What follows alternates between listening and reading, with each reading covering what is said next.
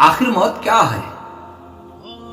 موت ایک حقیقی زندگی، ایک دائمی زندگی کا آغاز ہے۔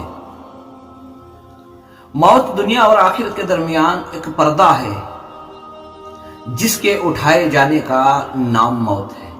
وہی لوگ موت سے ڈرتے ہیں جنہوں نے اس زندگی کو حقیقت سمجھا، اس دنیا کو حقیقت سمجھ کر اس کو سجانے کی کوشش کی، اسے بنانے کی کوشش کی۔ وہی لوگ موت سے ڈرتے ہیں، یہی حقیقت ہے۔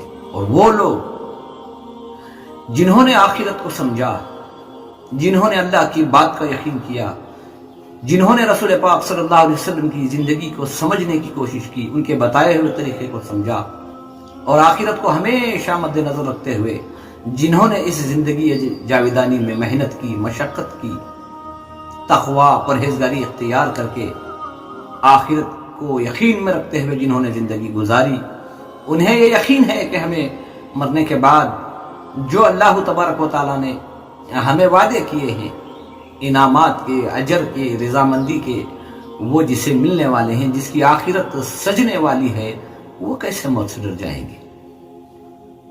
اللہ کے رسول صلی اللہ علیہ وسلم نے فرمایا، المتاع الدنیا قلیل، یہ دنیا بہت چھوٹی ہے، عمر بھی بہت چھوٹی ہے، یہاں رہنا نہیں، یہاں گزر جانا ہے، یہی حقیقت ہے۔ اسی یقین کو بار بار دہرایا گیا۔ ہماری آنکھوں کے سامنے جتنے جنازے اٹھے، وہ جنازے ہمیں یہ کہتے رہے کہ یہ دنیا ہماری حقیقت نہیں ہے، یہ ضرورت ہے، یہاں سے ہمیں گزر جانا ہے اور وہ آخرت میں ہمیں منتقل ہونا ہے جس کا اللہ تبارک و تعالیٰ نے وعدہ کیا۔ دنیا ضرورت ہے، آخرت ایک بہت بڑا لمبا سفر ہے، اور اس آخرت کے سفر کی جو شروعات ہے وہ موت سے ہونے والی ہے، یہی حقیقت ہے۔ ہر کسی کو اس کے کام کا انجام جو دکھایا جائے گا وہ شروعات کا نام موت ہے۔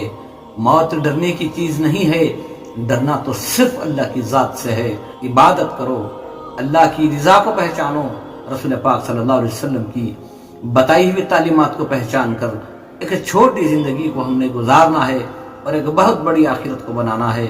اللہ سے دعا کرو کہ اللہ سبحانہ و تعالی ہمیں ایمان حقیقی عطا فرمائے، یقین کے ساتھ اس دنیا میں رہ کر آخرت کی کامیابی کے لیے اچھے اعمال کرنے کی توفیق عطا فرمائے۔